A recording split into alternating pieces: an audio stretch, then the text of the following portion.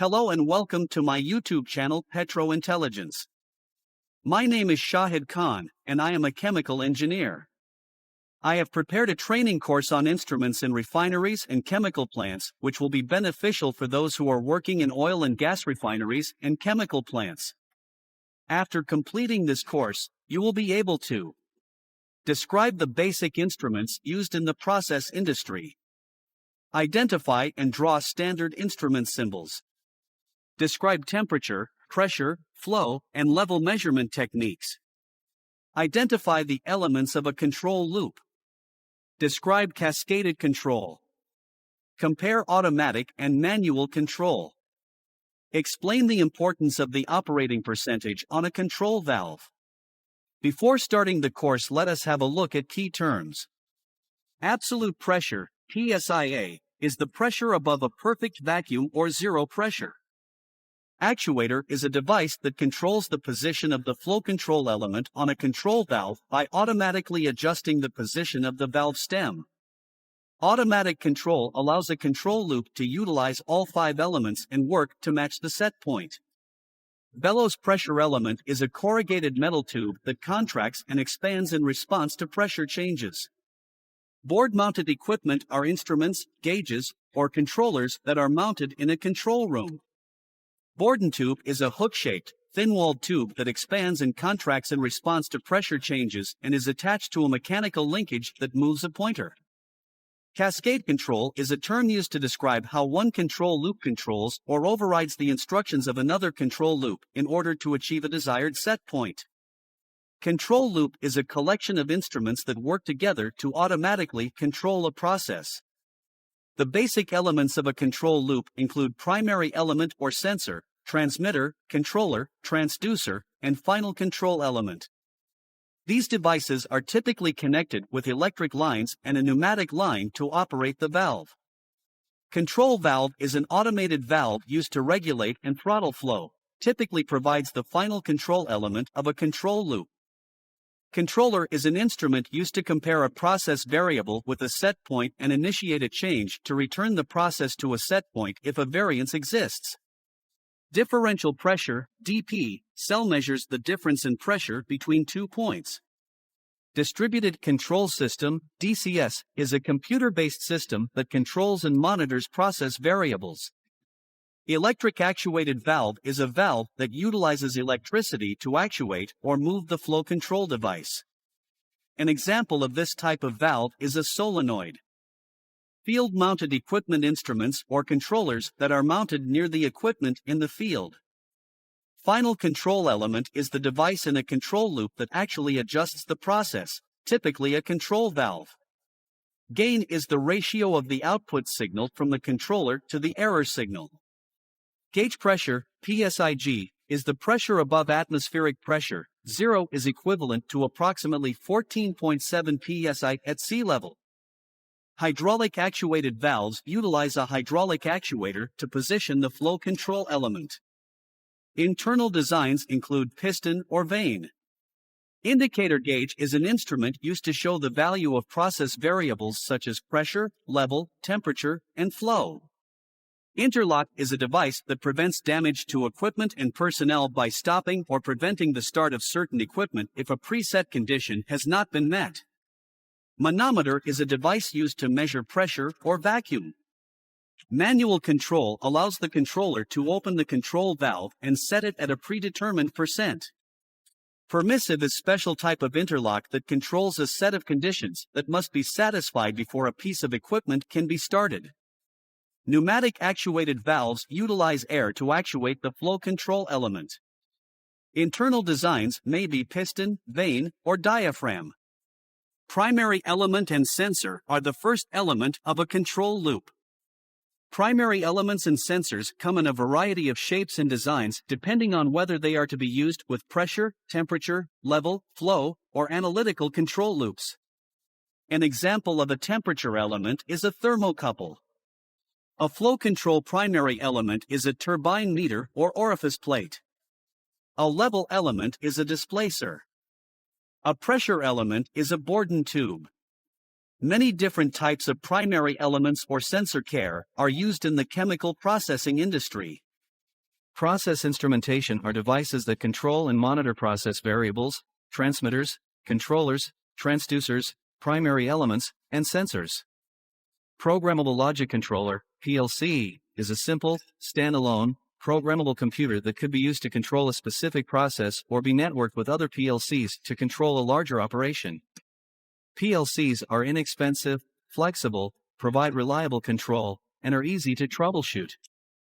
Resistance Temperature Detector, RTD, is a device used to measure temperature changes by changes in electrical resistance in a platinum or nickel wire. Rotameter is a flow meter that allows fluid to move through a clear tube that has a ball or float in it. Numbers on the side of the tube indicate flow rate.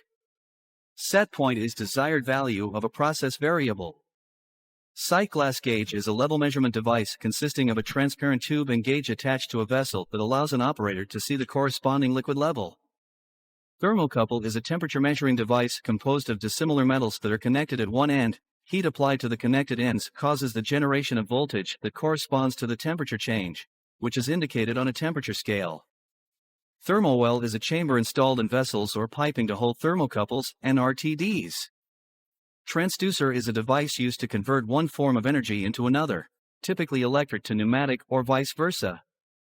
Transmitter is a device used to sense a process variable such as pressure, temperature, composition, or flow and produce a signal that is sent to a controller, recorder, or indicator. Vacuum is any pressure below atmospheric pressure. Vacuum pressure is pressure below zero gauge, often expressed in inches of mercury. Basic instruments.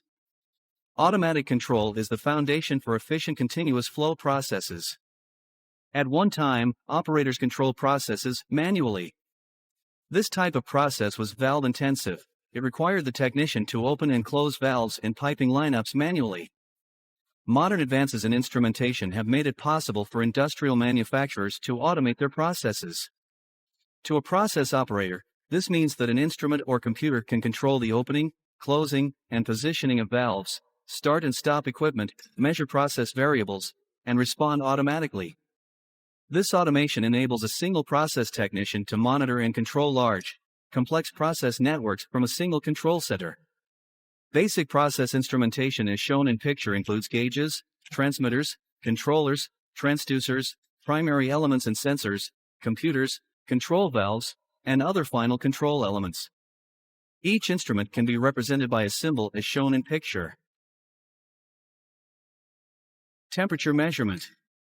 Process technicians are required to closely monitor the temperatures of process streams.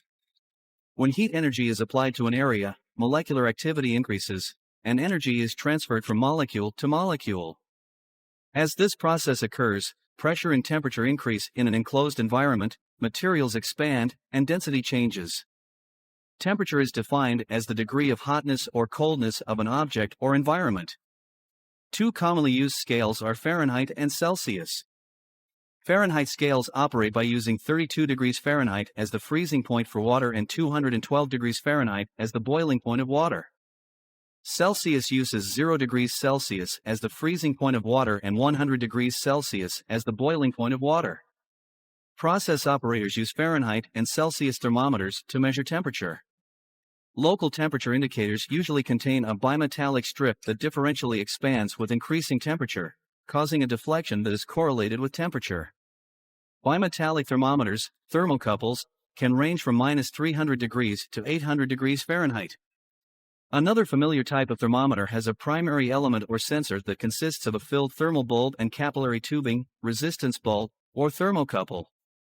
In industry, mercury is not used in thermal bulbs or capillary tubing. The most common temperature measuring devices used in the chemical processing industry are thermoelectric. Thermoelectric temperature measuring devices. Thermoelectric temperature measuring devices come in two types: resistance temperature detectors, RTDs, and thermocouples. Both RTDs and thermocouples are held in a thermowell, a chamber installed in vessels or piping. An RTD is a thermoelectric temperature measuring device composed of a small platinum or nickel wire encased in a rugged metal tube as shown in picture. The electrical resistance in the wire is influenced by changes in temperature. Temperature changes in an RTD are sensed by an electronic circuit and directed to a temperature indicator. Thermocouples are composed of two different types of metal as shown in picture. A thermocouple is designed to convert heat into electricity. When heat is applied to the connected ends of a thermocouple, a low-level current is generated. The higher the temperature, the greater the current generated. Electric current is detected easily by the associated electronic circuit and is converted to a corresponding temperature scale. Thermocouples come in several types. J-type and K-type thermocouples are the most common. Type K is preferred for higher temperature measurements. Temperature control loop. This picture is a simple layout for a temperature control loop. In large, fired heaters, a temperature measurement is taken at the furnace or from the exiting charge. The primary sensors used to detect temperature are thermocouples or RTDs, often called temperature elements. Temperature elements are linked to transmitters, that is, devices that sense a process variable and produce a signal that is sent to a controller, recorder, or indicator. A 4 to 20 mA signal is sent to a controller that compares it with a set point, that is, the desired value of a process variable. Controllers are designed to initiate a change to return a process to its set point if a variance exists. Controllers may be located in the field near the equipment or in a remote location. The controller sends an electric signal to a transducer, which is typically located near the valve to eliminate process lag. The transducer converts the electric signal to a pneumatic signal of 3 to 15 psi. The control valve in picture opens and closes depending upon the signal. Reducing or increasing fuel flow to the burners controls temperature. Pressure measurement. Pressure is an important variable that must be carefully monitored and controlled in an industrial environment. Pressure is often defined as force per unit area, that is, the amount of force exerted by fluid on the equipment in which it is contained. In physics, the term pressure usually is applied to a fluid, which, in this context, can mean either a gas or liquid. Pressure is measured in pounds per square inch, psi, in the English system, kilograms per square meter in the metric system, and newtons, N, per square meter, or pascals pa in the system of international units. A newton is 1 kilogram per square second. Two of the most common types of pressure are atmospheric and hydrostatic. Atmospheric pressure is the force exerted on the Earth by the weight of the gases that surround it. At sea level, atmospheric pressure is about 14.7 psi or 1.013 pascals. This pressure decreases with altitude because of the reduced height, and therefore weight, of gas. Hydrostatic pressure is the pressure exerted on a contained liquid and is determined by the depth of the liquid.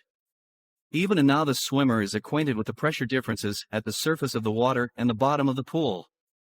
This pressure difference is what causes your ears to pop as you swim to the bottom of a 10-foot swimming pool, hydrostatic, or drive over a high mountain range in Colorado, atmospheric. Blaise Pascal, a French scientist, discovered in the 1650s that pressure in fluids is transmitted equally to all distances and in all directions. From this discovery, Pascal formulated what is known as Pascal's law, which states that in a fluid at rest in a closed container, a pressure change in one part is transmitted without loss to every portion of the fluid and to the container. Fluids act this way because the molecules move about freely. The distance between molecules depends on whether they are in solid, liquid, or gas states. Molecules in gases are much farther apart than they are in solids. Also in the 1650s, an Irish scientist, Robert Boyle, developed laws that describe the relation of pressure to the volume of a gas. Boyle's law states that at constant temperature, the pressure of a gas varies inversely with its volume as shown in picture. The higher the gas pressure, the closer the gas molecules are and the smaller the volume they occupy. Under ordinary conditions, gas volumes decrease by half when the pressure doubles. Liquids and solids also respond to pressure increases, but in much smaller proportions than gases. Liquids and solids are generally considered non-compressible. The converse of Boyle's law is that pressure can affect temperature. It also affects level and flow rate. Pressure changes the boiling point of chemicals, their reaction rates, and the speed at which fluids flow through piping. These changes can affect product quality, so many instruments, or pressure elements, have been invented and designed to monitor and control pressure. This picture shows some pressure elements. Pressure gauges. There are three commonly used pressure scales in the manufacturing environment: gauge, absolute, and vacuum. The most commonly used pressure scale is the gauge scale, on which values are expressed in pounds per square inch gauge, PSIG. The gauge scale starts with atmospheric pressure, 14.7 psi, as 0 and moves up the pressure scale. The absolute pressure scale starts with a perfect vacuum as 0. Values are expressed in pounds per square inch absolute, PSIA. The absolute scale takes into account atmospheric pressure. To convert from gauge pressure to absolute, add 14.7 pounds to the PSIG value. To convert from absolute pressure to gauge, subtract 14.7 pounds from the PSIA value. Be cautious and do not stand directly in front of the gauge when opening the valve that admits pressure to the gauge. Once the valve has been opened, stand directly in front of the gauge face to take the gauge reading. If you position yourself to the left or right of the gauge face, an effect known as parallax occurs. Parallax is an optical illusion that shifts the gauge face reading left or right of actual. The space between the pointer and the face of the gauge causes the parallax problem. A PSIG gauge cannot be used with system processes that operate under a vacuum. Negative pressures cause the primary elements to contract beyond design limits. If a PSIG gauge accidentally encounters a vacuum, the reading scale is compromised, low. Vacuum gauges overcome this problem. They are designed to operate at less than atmospheric pressure. Vacuum gauges express pressure in inches of mercury. Vacuum is considered to be anything below atmospheric pressure. Compound gauges can indicate both vacuum and gauge pressure readings. Manometer. A manometer is a device that can be used to measure pressure or vacuum. It operates under the hydrostatic pressure principle that a column of water of a given volume always exerts a specific force. The liquid level of the water indicates the pressure. There are three basic types of manometers. A U-tube manometer measures pressure in units of inches of water. Add the inches displaced on the inlet leg plus the inches above the zero on the outlet leg. On a well manometer, read the scale directly. The scale of an inclined manometer is also read directly, but the scale is expanded to make it easier to read small changes. Primary pressure elements. Primary pressure elements are the specific part of a pressure instrument designed to sense changes in pressure and convert it to mechanical motion. Pressure elements are connected to mechanical linkages and scale indicators. The higher the pressure, the greater the movement by the mechanical linkage. Bellows pressure. A bellows pressure element consists of an accordion-type bellows, a spring that resists expansion of the bellows, a pressure inlet, a mechanical linkage, and a pointer as shown in picture. This type of device can be used to measure a variety of pressures. During operation, a bellows pressure element admits flow into the bellows. As the bellows expands, tension on the spring increases, and the mechanical linkage moves. This movement operates the pointer on the gauge. If the pressure is reduced, the spring forces the bellows back to its original position.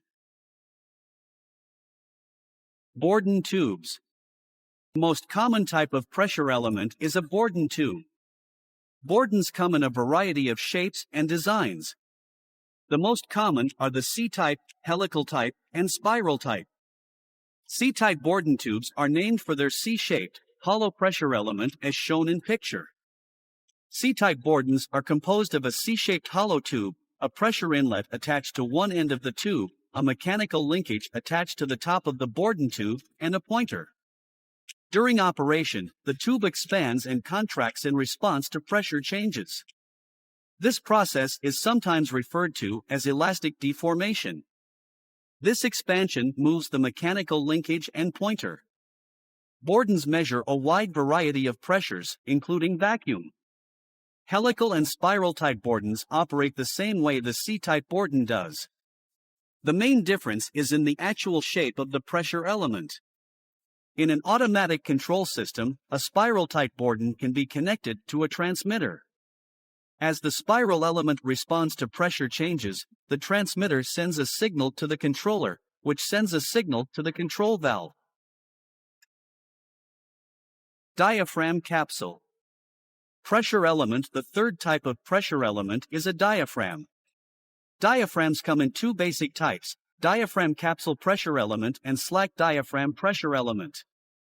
The metallic diaphragm capsule pressure element consists of a metal cup covered by a flexible metal plate, a pressure inlet line to the cup, a mechanical linkage, and a pointer. Diaphragm capsule pressure elements are designed to measure small pressure changes. During operation, the dome of the cup flexes up or down. Because this movement is transferred to the pointer proportionally, a little movement on the dome can equal a lot of travel on the pointer. The key components of a slack diaphragm pressure element as shown in picture are a flexible diaphragm attached to a spring, a pressure inlet, a mechanical linkage, and a pointer. Slack diaphragm pressure elements are designed to operate under very low pressures, 0 to 0.5 psi. Pressure transmitter. A pressure transmitter as shown in picture uses a pressure element to sense pressure and sends a signal to a controller or recorder. Pressure transmitters use all of the primary pressure elements just discussed. Linkage movement allows the transmitter to transmit a signal that is representative of the pressure to a controller or recorder.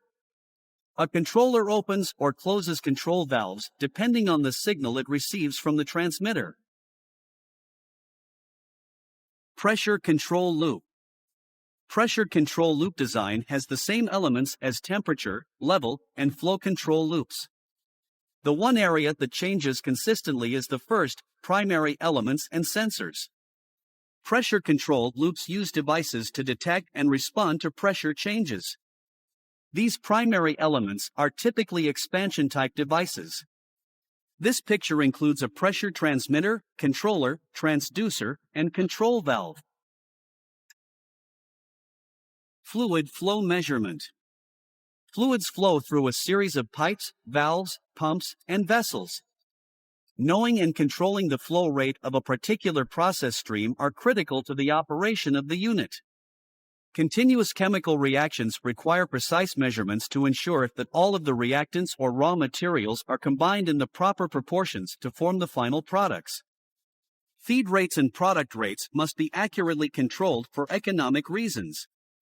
Process flow measurements can be taken by any kind of flow meter, but flow control most often requires a flow transmitter. Flow transmitter. Certain types of flow meters, such as orifice plate meters as shown in picture and Venturi meters, use differential pressure to measure flow rate.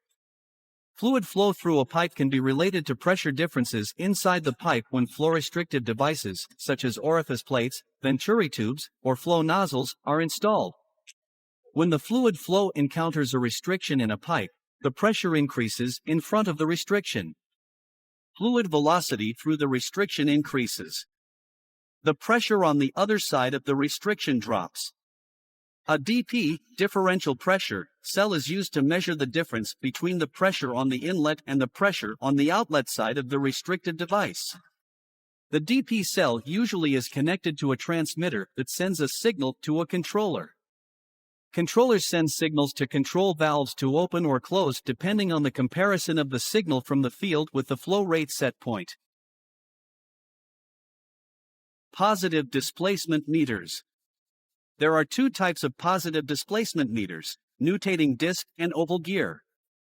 The nutating disc meter is composed of a counter. A nutating disc resembles a spinning top, flow inlet, and flow outlet as shown in picture.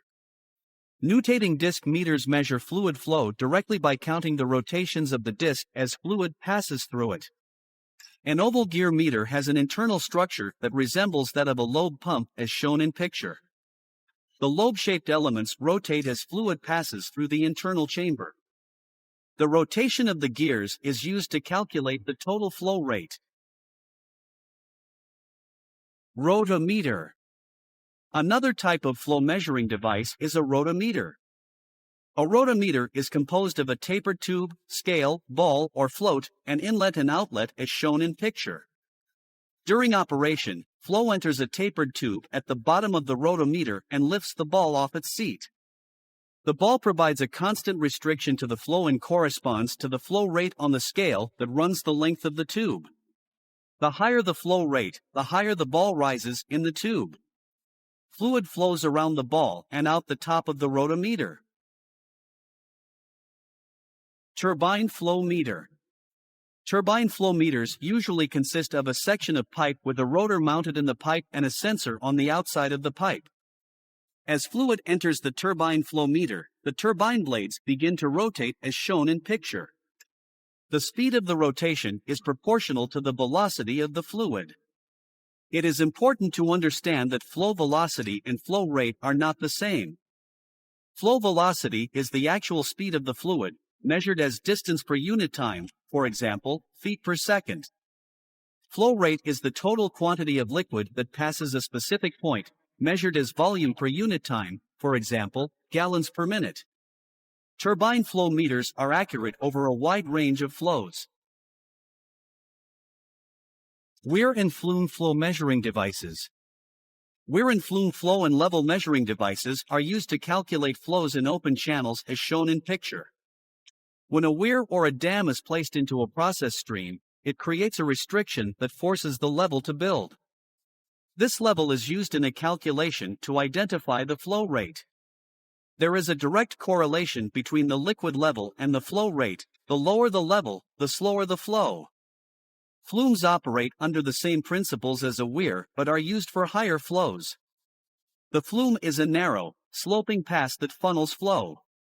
At the inlet of the flume, the water level rises and is measured by a level measuring instrument that converts the level to a flow signal. Magnetic flow meters. Magnetic flow meters measure flow velocity based on the voltage created by the fluid flowing through a magnetic field. This type of meter is very effective for toxic or corrosive fluids because the fluid stream does not contact the measurement device. Ultrasonic flow meters. Ultrasonic flow meters measure flow rate based on the Doppler effect. A sound wave is transmitted to the fluid at a certain frequency. The frequency of the return sound wave will vary with the fluid velocity. Ultrasonic meters are not suited for clean fluids because they require some type of particle to reflect the sound wave. Vortex flow meters. Vortex flow meters measure flow rate by creating and measuring vortices in a flow stream.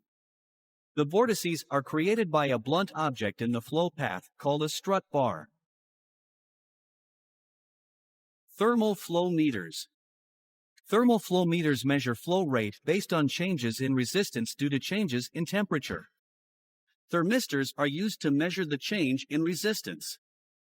Thermal flow meters are sensitive to the thermal conductivity of the fluid and are usually designed for a specific flowing material. The Coriolis meter. The Coriolis meter is a true mass flow meter that uses a vibrating U-tube to measure changes in momentum or mass flow rate. This type of meter is very effective for precise measurements of mass flow rate. Flow control loop. Flow control loops as shown in picture are typically designed so a measurement of the flow rate is taken first and then the flow is interrupted or controlled downstream. Flow control loops start at the primary element, which could be an orifice plate, venturi tube, flow nozzle, nutating disc, oval gear, or turbine meter.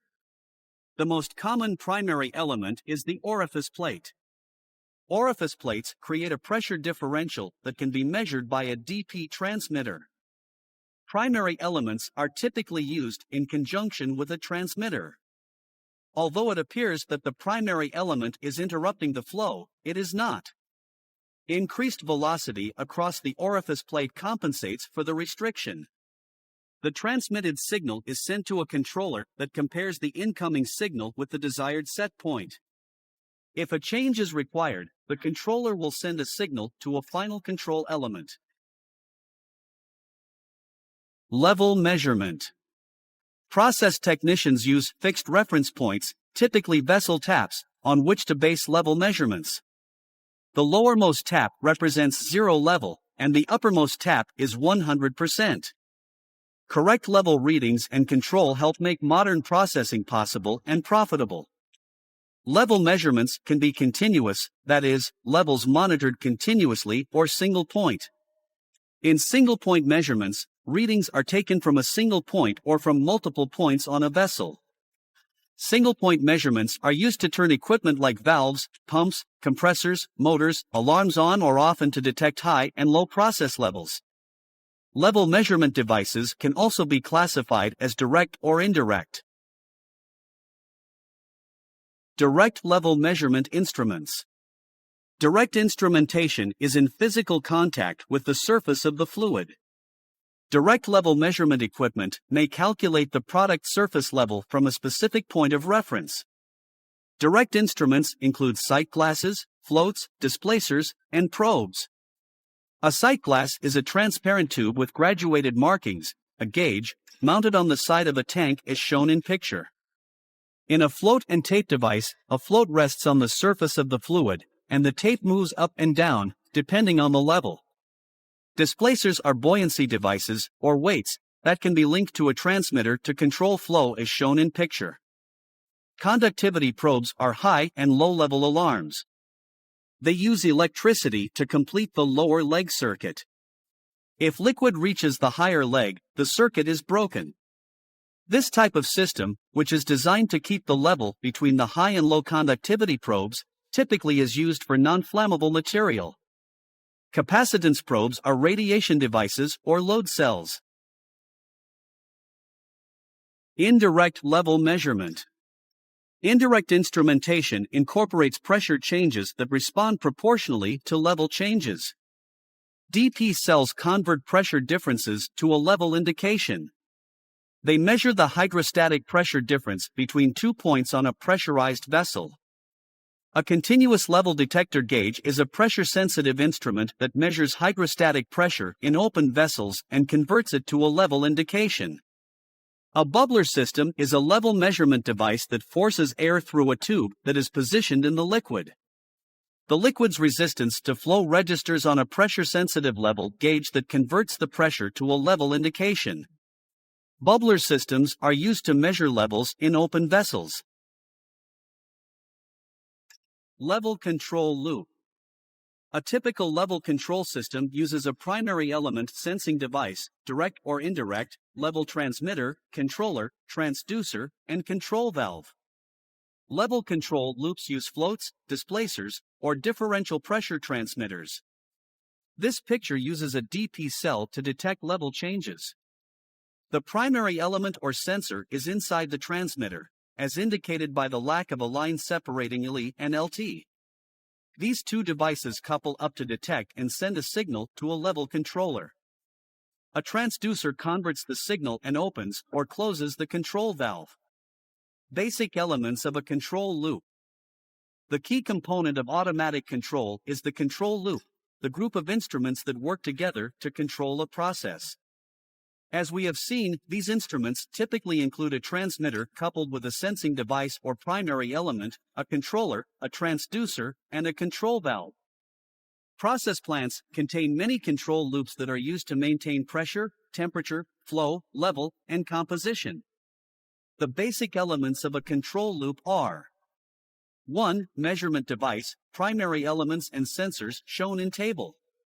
2. Transmitter, a device designed to convert a measurement into a signal.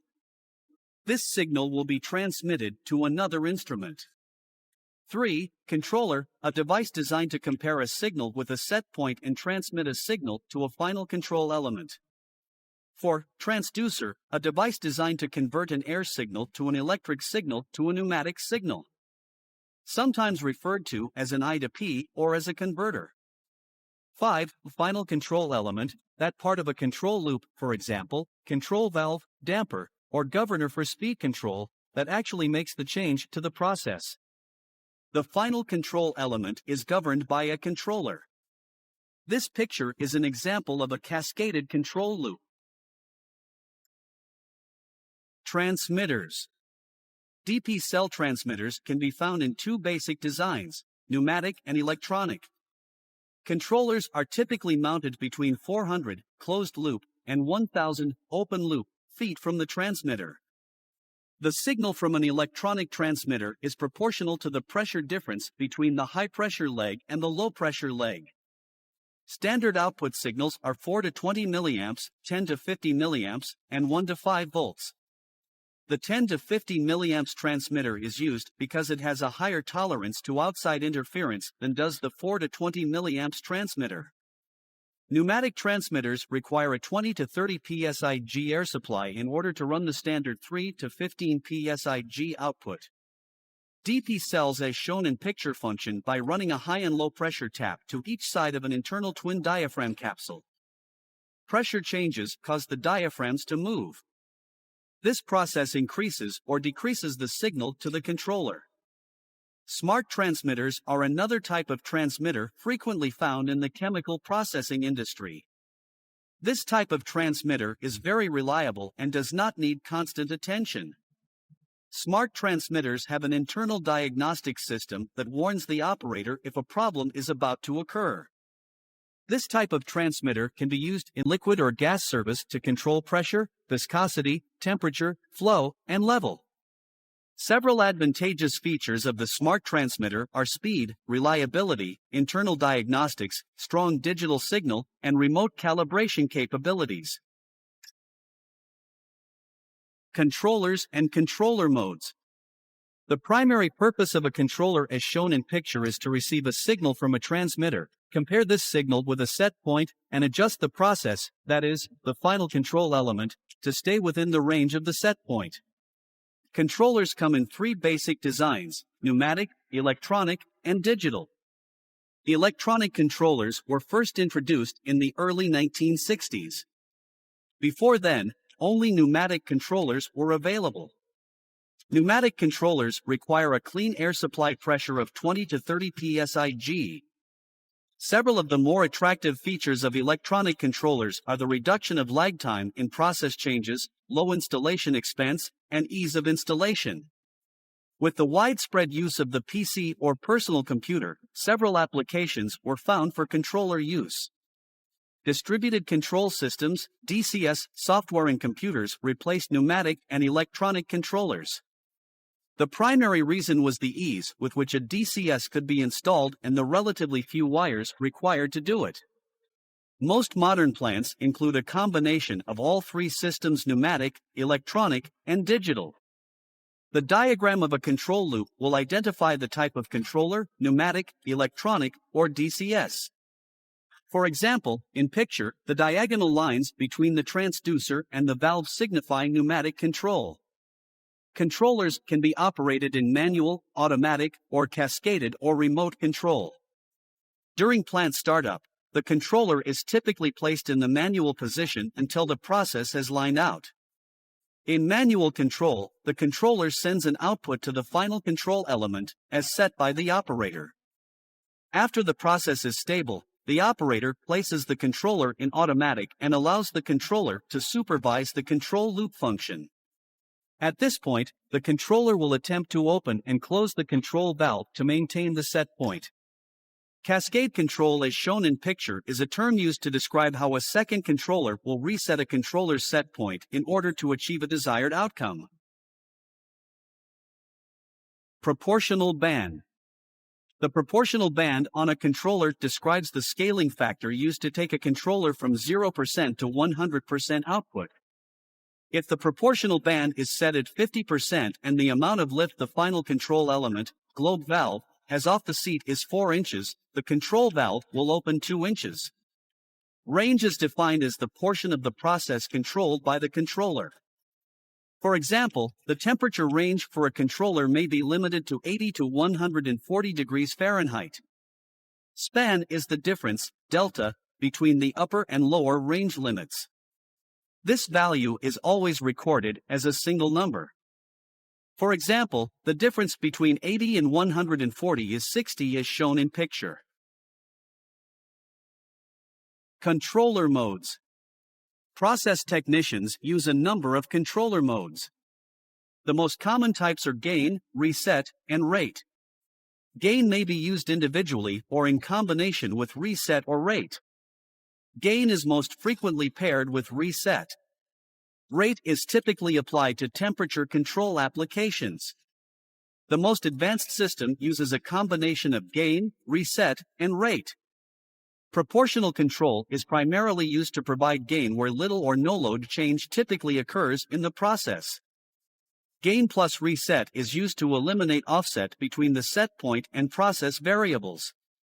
Gain works best where large changes occur slowly. Gain plus rate is designed to correct fast-changing errors and to prevent overshooting the set point. It works best when frequent small changes are required. Gain plus reset plus rate is applied where massive rapid load changes occur. Gain, reset, and rate combine to reduce swinging between the process variable and the set point. Gain. Most modern controllers use the term gain as a tuning constant. The gain is simply the ratio of the output signal from the controller to the error signal, difference between the process variable and set point. The gain is the reciprocal of the proportional band, PB. For example, if the PB is 100%, the gain equals 1.0. If the PB is 200%, the gain is 0.5 or 1/2. Gain is rarely used alone, because it can provide only a ratio response to a process change. Reset, integral. Reset is a control mode that responds to a process change by calculating a slope, in repeats per minute, back toward the set point. Reset is designed to reduce the difference between the set point and process variable by adjusting the controller's output continuously until the offset is eliminated. The reset mode responds proportionally to the size of the error, the length of time that it lasts, and the reset gain setting is shown in picture. Rate derivative. Rate mode enhances controller output by increasing the output in relationship to the changing process variable. As the process variable approaches the set point, the rate relaxes, providing a braking action that prevents overshooting the set point. The rate responds aggressively to rapid changes and passively to smaller changes in the process variable as shown in picture. Final control elements. Automatic valves. Final control elements typically are automatic valves, but motors or other electric devices can be used. The final control element is the last link in the control loop and is the device that actually makes the change in the process. Automatic valves will open or close to regulate the process. Because they can be controlled from remote locations, they are invaluable in modern processing. An actuator is the device that automates a valve. The actuator controls the position of the flow control element by moving and controlling the position of the valve stem. Actuators come in three basic designs: pneumatic, electric, and hydraulic. Pneumatic or air-operated actuators are the most common. Pneumatic actuators convert air pressure to mechanical energy. They can be found in three designs: diaphragm, piston, and vane. The diaphragm actuator is a dome-shaped device that has a flexible diaphragm running through the center. It is typically mounted on the top of the valve. The center of the diaphragm in the dome is attached to the stem. The valve position, on or off, is held in place by a powerful spring. When air enters the dome on one side of the flexible diaphragm, it opens, closes, or throttles the valve, depending on design. The piston actuator uses an airtight cylinder and piston to move or position the stem. It is commonly found in use with automated gate valves or slide valves. It is used where a lot of stem travel is needed. Vane actuators direct air against paddles or vanes. Electrically operated actuators convert electricity to mechanical energy. There are two types: solenoid valve and motor-driven actuator. Solenoid valves are designed for on-off service. The internal structure of a solenoid resembles a globe valve. The disc rests in the seat, stopping flow. The stem is attached to a metal core or armature that is held in place by a spring. A wire coil surrounds the upper spring and stem. When the wire coil is energized, a magnetic field is set up, causing the armature to lift and compressing the spring. The armature is held in place until the current stops. A motor-driven actuator is attached to the stem of a valve by a set of gears. Gear movement controls the position of the stem. Hydraulically operated actuators convert liquid pressure to mechanical energy. The hydraulic actuator uses a liquid-tight cylinder and piston to move or position the stem. It is commonly found in use with automated gate valves or slide valves and is used where a lot of stem travel is needed. The following expressions are used commonly to describe actuators. Air to open, spring to close. Fails in the closed position if air system goes down. Air line is typically located on the bottom of the dome. Air to close, spring to open. Fails in the open position if air system goes down. Air line is typically located on the top of the dome. Double acting, no spring. Air lines located on both sides of the dome. Fails in last position. Air pressure to diaphragm is locked on instrument air failure. The most common type of automatic valve is a globe valve because of its versatile on-off or throttling feature. Control loops use on-off or throttling type valves to regulate the flow of fluid into and out of a system. In addition to the pneumatic, electric, and automatic control valves, there are also spring or weight-operated valves. Spring-operated valves hold the flow control element in place until pressure from under the disc grows strong enough to lift the element from the seat. A check valve would be in this category. Interlocks and permissives. An interlock is a device designed to prevent damage to equipment and personnel by stopping or preventing the start of certain equipment if a preset condition has not been met. There are two types of interlocks, soft wire and hard wire. Soft wire interlocks are contained within the logic of a programmable computer. Hardwire interlocks are a physical arrangement. The hardwire interlock usually involves electrical relays that operate independently of the control computer. In many cases, they run side by side with the computer softwire interlocks. However, hardwire interlocks cannot be bypassed. They must be satisfied before the process they are part of can take place.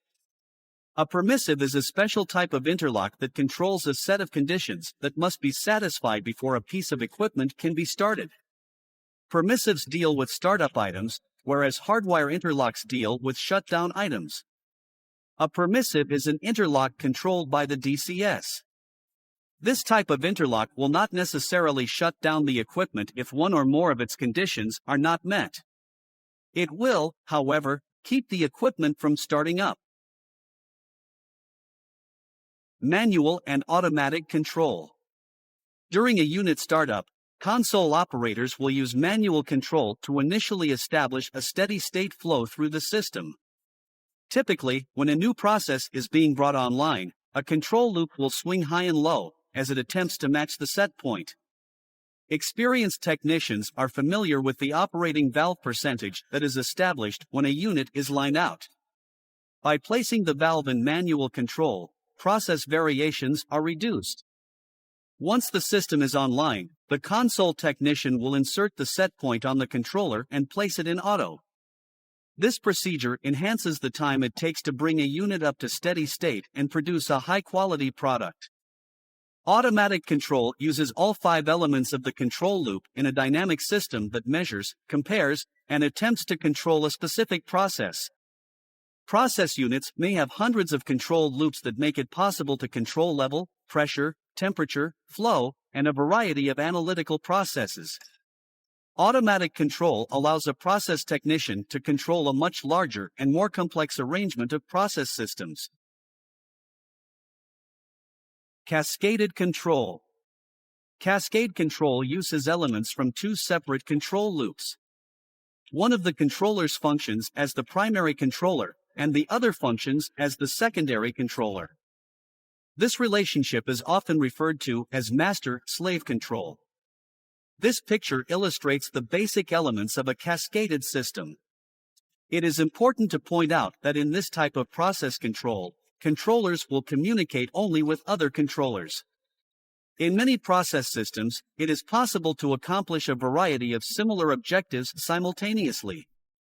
For example, in a distillation system, reflux is used to control temperature and improve product purity. In most cases, a flow control loop is used to ensure steady flow. However, temperature control is considered to be the single most important factor in this system. When a temperature element is placed on the top tray and connected to a transmitter, controller, transducer, and control valve on the reflux line, a conflict appears to exist between the flow control valve and the temperature control valve. By selecting the temperature to be the primary controller, one can allow both the flow control and temperature control to work together to accomplish operational objectives. Analytical control. An analytical control loop is used to control process variables such as pH, ppm, and product concentrations. This picture provides an example of how one of these systems may appear. Cooling towers require close control of pH and parts per million, ppm. Shifts in these variables can cause serious problems. Control systems can be used to control these analytical variables. Automation enhances the ability of a process operator to control large and complex process networks. The basic instruments include gauges like pressure, level, temperature, and flow, differential pressure, DP, cells, transmitters like pressure, level, temperature, and flow, controllers, pneumatic and electronic, transducers, control valves, and primary elements and sensors, displacer and buoyancy float, thermocouples, orifice plates, etc., and computers. The most common type of pressure element is a Bourdon tube. There are three commonly used pressure scales in the manufacturing environment: gauge scale, PSIG, absolute scale, PSIA, and vacuum scale, mercury. Process flow measurements frequently are taken by one of the following devices: a flow transmitter, nutating disk meter, oval gear meter, rotometer, turbine flow meter, weir, and flume. Level measurements are identified by a fixed reference point, typically 0, above or below a product. Level measurement devices can be classified as direct or indirect. Direct instrumentation is in physical contact with the surface of the fluid. Indirect instrumentation incorporates pressure changes that respond proportionally to level changes. A control loop is a group of instruments that work together to control a process. These instruments typically include a transmitter coupled with a sensing device or primary element, a controller, a transducer, and a control valve. The controller receives a signal from a transmitter, compares this signal with a set point, and adjusts the final control element, process to stay within the range of the set point. Controllers come in three basic designs: pneumatic, electronic, and digital. Final control elements are typically classified as automated valves, but motors or other electrical devices can be used. The final control element is the last link in the modern control loop and is the device that actually makes the change in the process. An interlock is a device designed to prevent damage to equipment and personnel by stopping or preventing the start of certain equipment if a preset condition has not been met. A permissive is a special type of interlock that controls a set of conditions that must be satisfied before a piece of equipment can be started. Permissives deal with startup items, whereas hardwire interlocks deal with shutdown items. That's all, gentlemen. If you like my training course, please follow my YouTube channel Petro Intelligence for more courses. Good day and good luck.